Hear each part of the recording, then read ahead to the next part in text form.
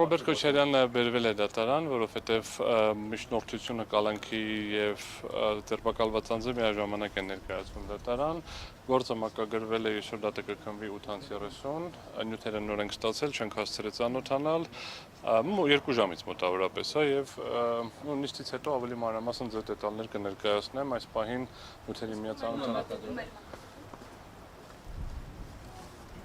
Մի վարքան, Սարգիս Դադոյան։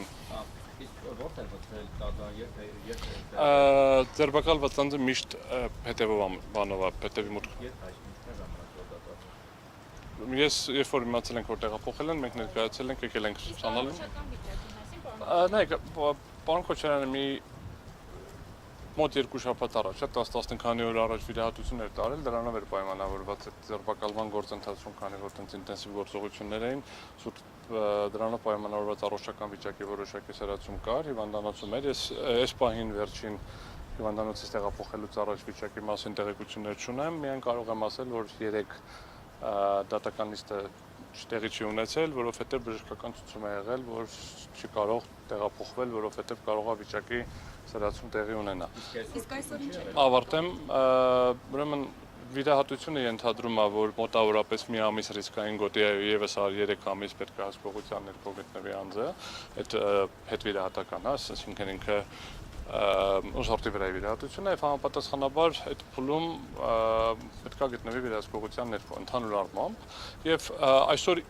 հիվանդանոցից տեղափոխելուց առաջ ինչ ա եղել, ինչ չի եղել, դետալներ չեմ տիրապետում, հիմա կճշտենք, երբ որ նյութերը նայենք։ Այսինքն եթե ուղարկում են դատարան, ուրեմն բժշկի ցույց։ Ենթադրվում է, որ առողջական վիճակը բավարարել է, որպեսզի տեղափոխվի։ Այսինքն այն տեսակետը, որ հնարավոր է այսօր դատական նիստը չկայանա կամ հետաձգվի հենց առողջական վիճակի մասով չի, այդպես չի լինելու։ Նու այս պահի դրությամբ ես չեմ կարող գուշակել, հիմա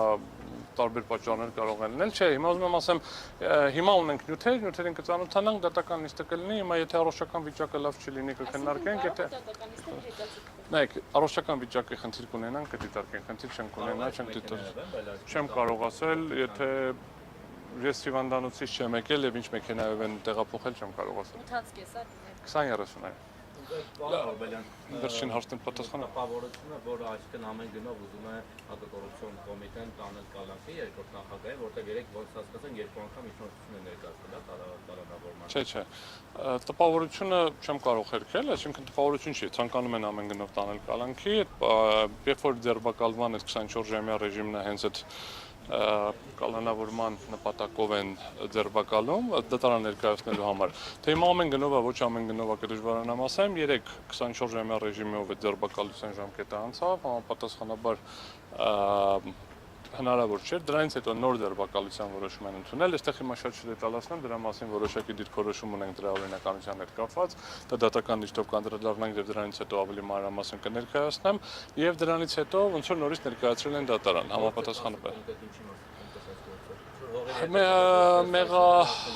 Մեղադրանք այնքանով ներողություն եմ խնդրում, թողնենք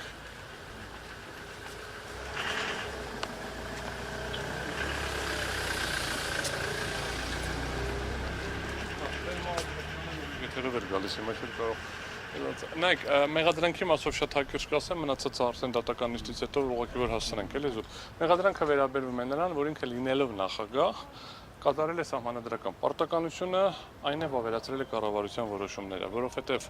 Հայաստանի Հանրապետության Սահմանադրության 95/2005 թվականին գործած խմբագրությունը ենթադրում էր հետևյալ կառուցակարգը, որ Հայաստանի Հանրապետության կառավարության որոշումները ստորագրում է վարչապետը, որոշումները ընդունում են նախարարները, վարչապետը ստորագրում է վարչապետը եւ ավերացնում է նախագահան։ Ի տարբերություն օրենքների, որտեղ կար այն ժամանակ վետո իրավունք, հետ ուղարկելու որևէ ընդհանրակարգ չվավերացնելու կառավարության որոշումները չկար եւ մեզ առնվազն հայտնի չի, սա ինչ եմ ասում, որովհետեւ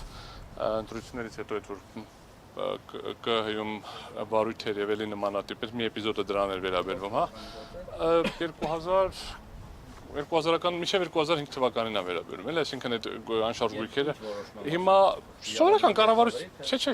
կառավարության որոշումների մասին է, ավելի մանրամասն կասեմ ձեզ դատական նիստից հետո ուղղակի զուտ ֆիզիկապես հասցնելու առումով